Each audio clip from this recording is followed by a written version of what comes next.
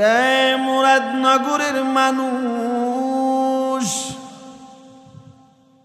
তুমি আর আমি আল্লাহরে ডাকলেও আল্লাহর সম্মান বেড়ে যাবে। তুমি আর আমি নবীর দুরুদ সালাম পড়লে নবীর সম্মান বেড়ে যাবে। তুমি আর আমি কোরআন তেলাওয়াত করলে কোরআনের মর্যাদা বেড়ে যাবে। ব্যাপারটা এমন না, বরং তুমি আর আমি আল্লাহরে ডাকলে আল্লাহর সম্মান বাড়বে না, না ডাকলে কমানোর কোনো সম্ভাবনা নাই।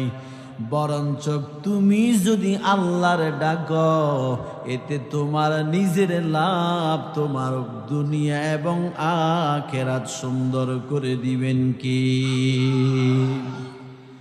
তুমি যদি নবীর উপরে দুরূদ পড়ো আর না পড়ো,